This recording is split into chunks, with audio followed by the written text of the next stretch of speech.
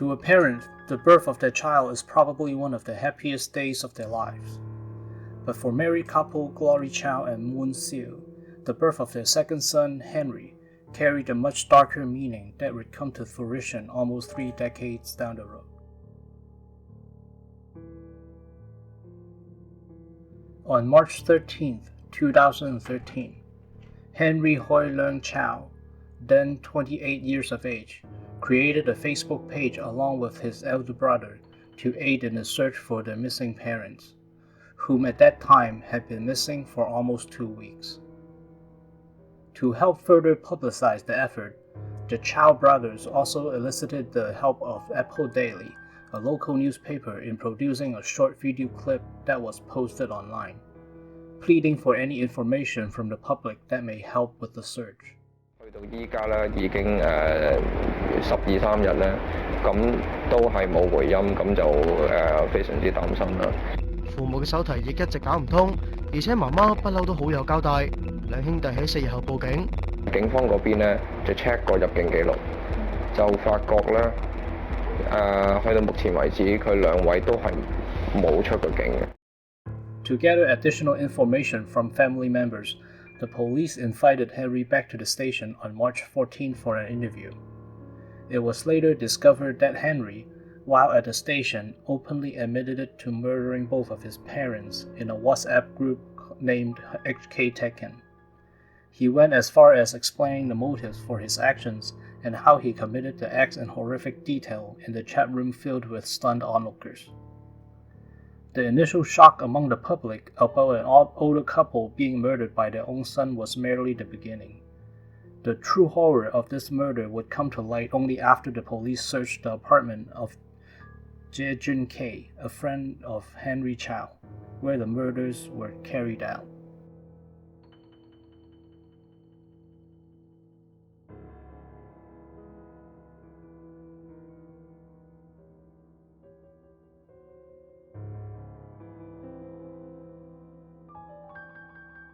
Henry Hoi Leung Chau was born as the second son to Glory Chau and Moon Siu. According to Henry Chau, his father was abusive, self-centered, and rarely cared about the emotional state of his children. Henry also claimed he had witnessed physical abuse against his older brother at the hands of his dad, and in turn, his brother would physically abuse him in return. In his confession, the emotional detachment between him and his parents was cited as the sole reason for the murders. However, evidence has surfaced later that suggests he had also inquired about the inheritance process soon after the disappearance of his parents in early March of 2013. Sources also indicate that over a year prior, Henry Chau lost a considerable sum of money at the stock market and had borrowed several $100,000 from his parents to cover his debt. And to further extract money from them, he had also suggested to his parents that they should sell off one of the residential properties under their name, because the market was favorable at the time. The property in question was estimated to be worth 7 million Hong Kong dollars, which is roughly $900,000 in US. So it was believed that aside from the emotional strain from his parents, financial gain may also play a role as the potential motivator for the double murder. Confirmed by both Henry and his friend Jae-jun K, Henry had contemplated suicide around September of 2012 as a way to escape from the emotional stress that he claimed to have endured at home. But instead of suicide, his friend Jae-jun K suggests that Henry should kill his parents instead, as a better way to purge the cause of his emotional trauma so he can start a new life. And as a result, the murderer's plan was set into motion.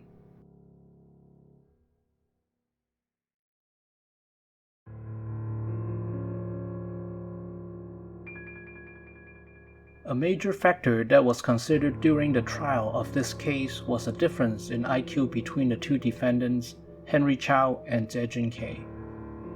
Raised in a single-parent household, Jae-jun K testified that he was bullied often as a kid because of his small stature and suffered academically.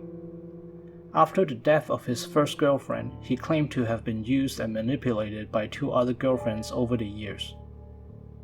After failing to kill himself by ingesting a deadly combination of mercury he got from thermometers, rat poison, and cough serum while shutting himself in a room with a wood stove running, he began to notice a decline in mental capabilities. As part of the trial process, psychologists interviewed both defendants and concluded that Henry Chau has an IQ of 126, while his friend Zejun K has an IQ of only 84. At the trial, Zejun K's then-girlfriend testified that he was a simple-minded person and would often be taken advantage of because of his trusting nature. According to the evidence and testimonies collected by the prosecution, the following was the sequence of events that ultimately led to the gruesome double murder.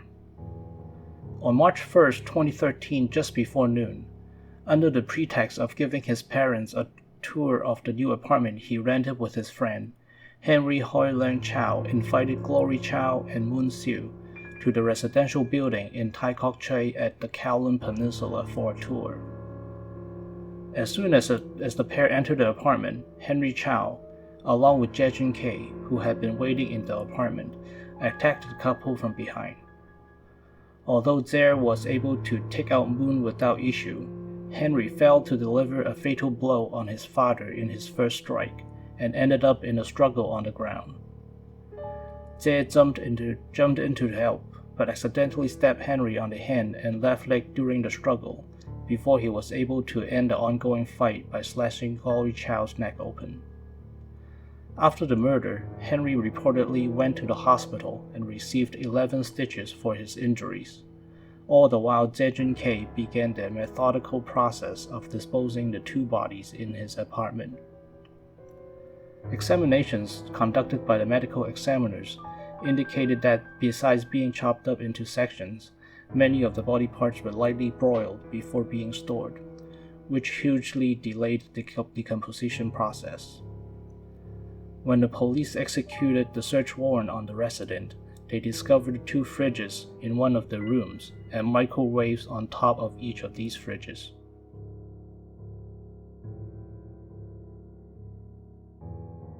Under and around these microwave ovens, it was determined that melted human fat was found, which suggests some of the 2 victims' flesh were cooked.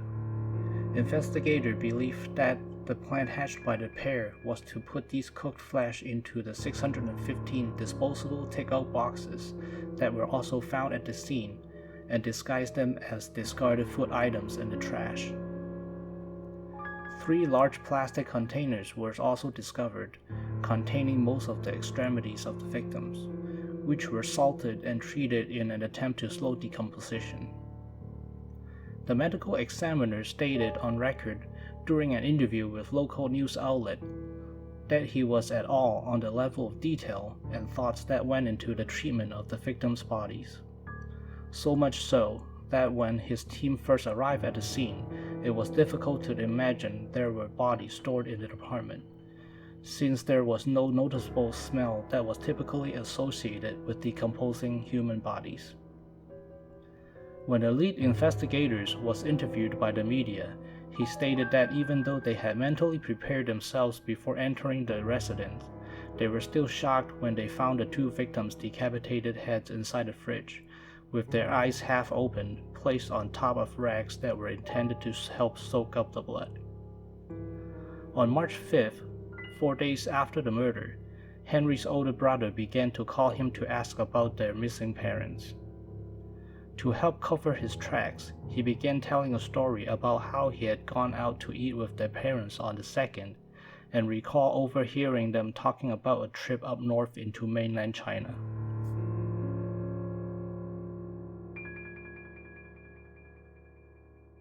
After spending the 7th and the 8th with his brother in China searching for their parents, the pair went to the Hong Kong police and filed a missing person report.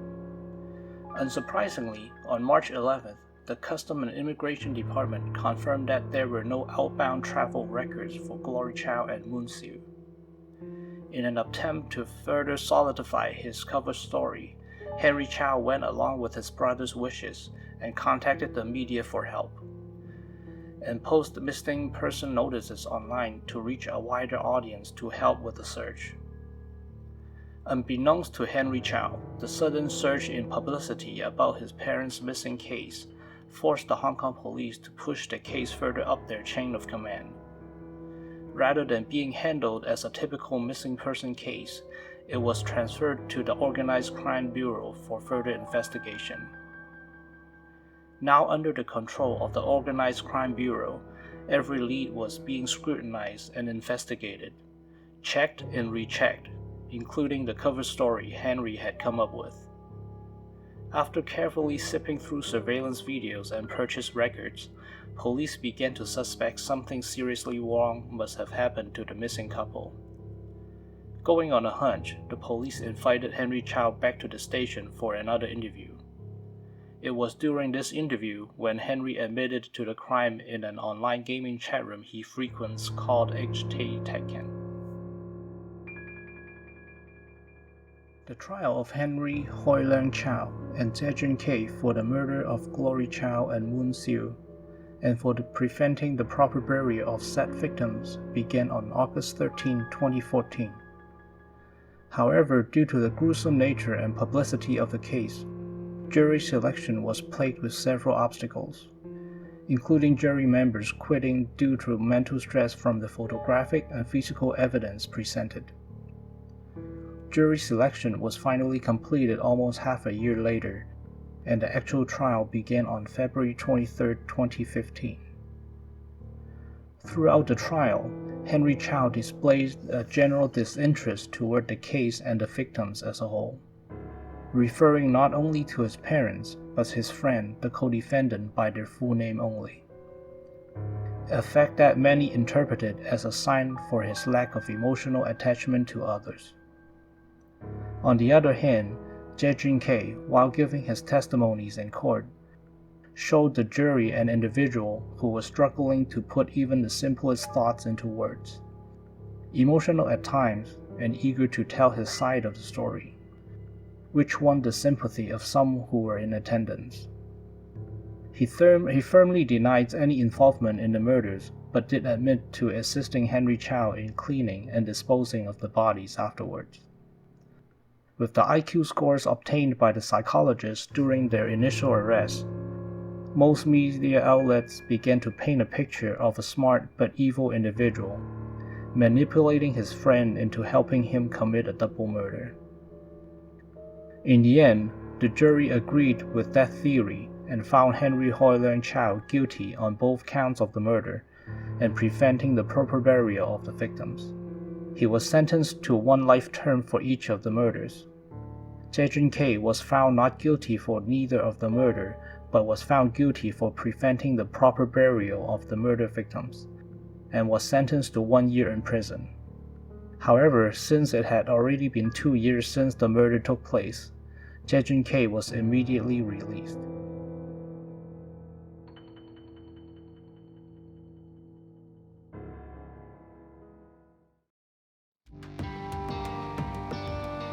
Thank you very much for watching. Sorry about the slow progress, but as all of you are already aware, things have been a little bit hectic recently. But thank you very much for coming back to watch this new video. I'll try to get more out within the month, since we're all spending more time at home right now. Thank you very much for helping my channel get past 100 subscribers. Really amazing.